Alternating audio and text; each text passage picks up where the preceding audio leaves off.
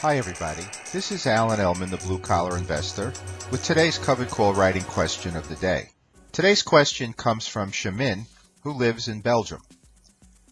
If I sell a covered call and the stock price goes down, and then I decide to buy a call, do they cancel each other out? Or can the person who bought my option originally still ask for my shares?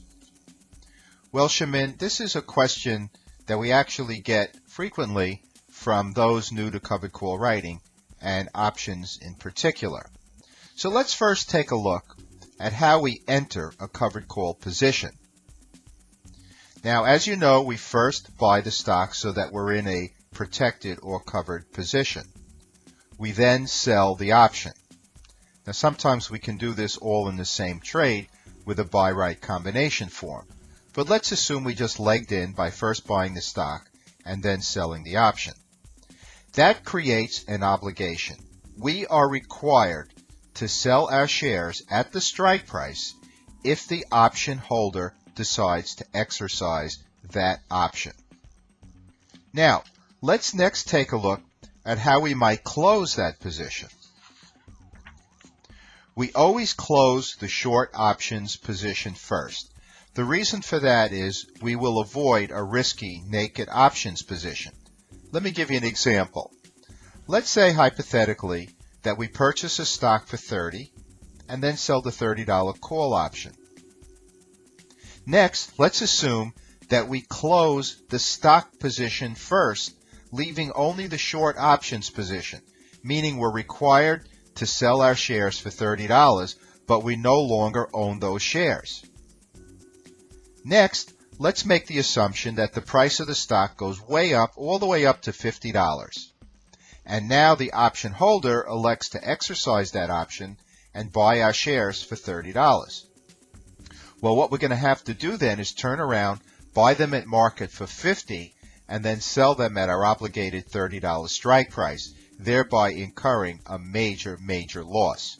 So that's why we always want to close our short options position first. Once we do that, we simply own the shares. We are no longer obligated. So here's how options markets work. There are actually market makers or specialists that match a pool of buyers and sellers. In other words, we don't specifically sell to any one individual.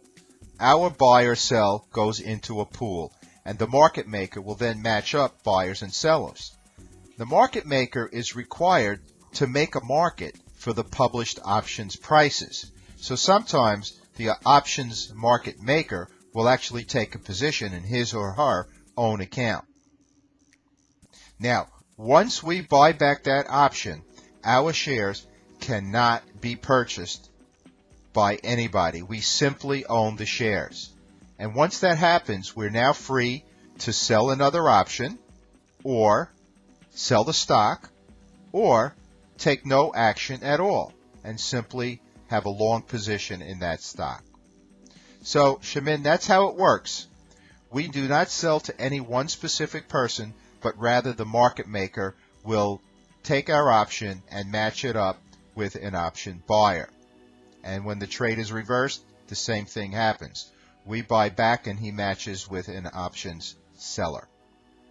So I hope you found this answer useful. I appreciate you asking the question because I know many of our new members are asking that very same question themselves, and hopefully now we've cleared that up. So thanks again, and thanks to all of you out there for viewing this video. And as always, this is Ellman, the blue-collar investor, suffering from a very high pollen count here in New York. Take care, everybody.